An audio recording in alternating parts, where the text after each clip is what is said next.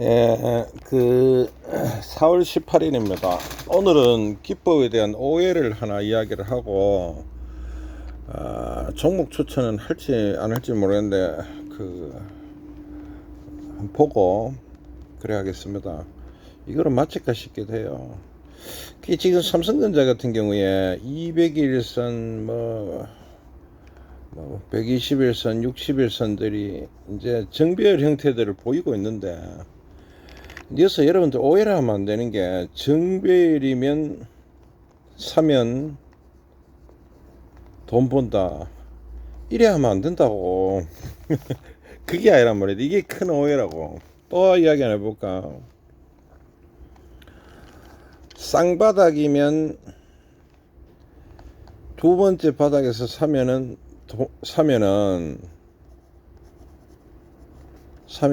돈 번다, 그런 게 아니라고. 그런 게 아니란 말이다. 그런 게 아니라고. 가능성이 올라가는 거라고.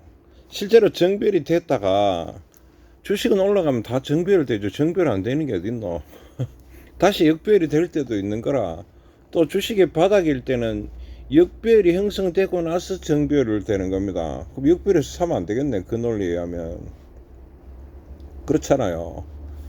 주식을 보면 역별이 됐다가 다시 정별이 됐다가 다시 역별이 된단 말입니다. 혹은 이 구간이 굉장히 짧을 수도 있어요. 이 구간은 긴데 그럼 역별에 사는 게 맞겠지. 정별에 사면 별로 먹을 게 없을 수도 있는 거라. 그래서 지금 유튜브에서 나오는 공식들은 정별이었을 때 많이 올라가는 종목을 내놓고 봐라, 정별에 사니까 되지 않냐, 이래 이야기를 하고 있는 거라. 실제로 그 주식이 52,000원이나 54,000원에 갔을 때가 있다고. 어떤 같은 경우에 이 가격에서 살아야 했잖아요. 그때 다 역배열일 때라요. 그러고 지금 와갖고 정별 형태들을 띠고 있단 말이지, 삼성전자가. 그런데 다시 이게 이 올라가는 거, 지금부터 정별에서 올라가는 게 얼마만한 폭으로 올라갈지를 사실 알 수가 없습니다. 그리고 바로 역별에 돌이 들어가 보면, 만약 그런 시나리오가 된다면 역별에서 바닥에 샀을 때가 돈 더 버는 거지. 그런 거 알아요? 또 예를 들어서 이 정별이어 샀는데 이제 다시 역별이 될 때까지 이 기간이 더 길어진다면, 그러면 정별에 샀는 게 맞게 되는 거지. 이까지 알아듣겠습니까? 혹은 정별에 샀는데 그대로 박아보는 경우도 있어요. 그러면 정별에서 잘못 샀는 거지. 쌍바닥을 이루면 올라갈 가능성이 많은 거라. 실제로 어떤 하면 이런 경우도 일어납니다.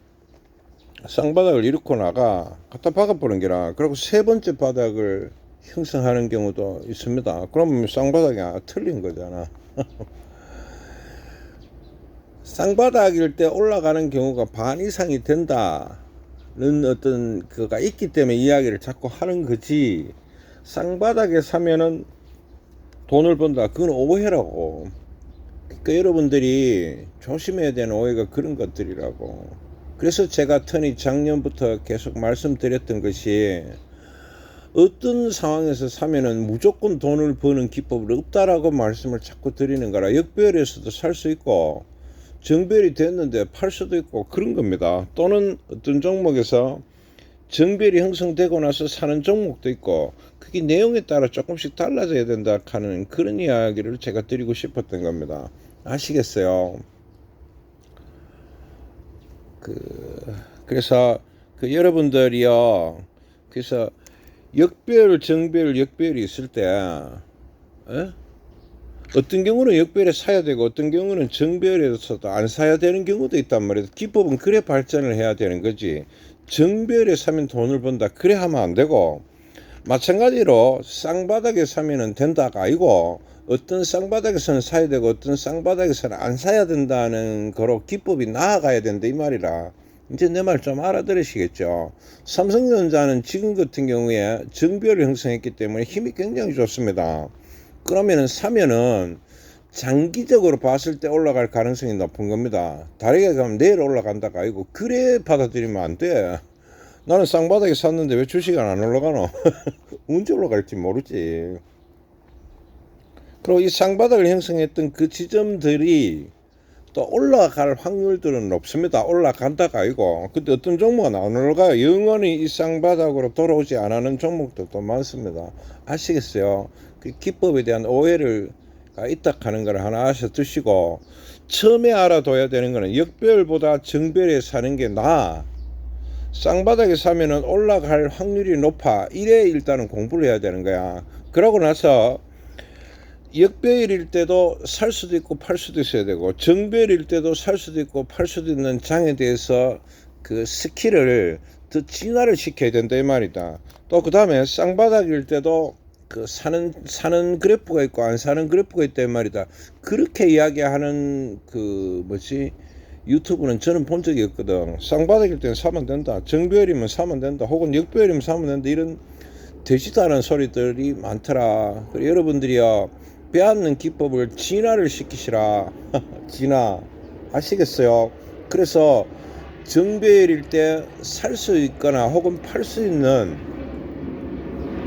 어떤 시야를 가지시도록, 그래서 정배열일 때 살 수 있는 시야, 혹은 정배열일 때 팔 수 있는 시야, 혹은 정배열일 때도 관망할 수 있는 시야, 또는 역배열일 때도 살 수 있는 시야. 저는 역배열일 때 계속 샀었습니다. 살았고 말씀을 드렸고. 아시겠어요? 그러면은 말이 안 되잖아요. 그죠? 그런 식으로 자유롭게 좀 오가려면 기법의 진화가 필요하다. 여러분들 기법의 진화를 하셔갖고 그렇게 나아지셔갖고 돈을 많이 버셨으면 좋겠습니다. 4월 13일 날 그 기법에 대한 오해는 여러분들 초보분 탓이 아니고 유튜브에서 이상한 이야기가 그래. 그분들은 둘 중에 하나입니다. 알고도 구독자를 올리려고 하거나, 또는 주식을 잘 모른다라고 밖에 저는 생각할 수 없어요. 유튜브 말입니다. 그런 게 어딨노. 4월 18일 날 그 기법에 대한 오해와 여러분들이 그 어떤 기법의 진화를 반드시 해갖고 돈을 많이 버실 수 있었으면 좋겠다. 단순부시가 이때 사면 돼, 그런 게 아니고. 아시겠어요? 참고해서 끝.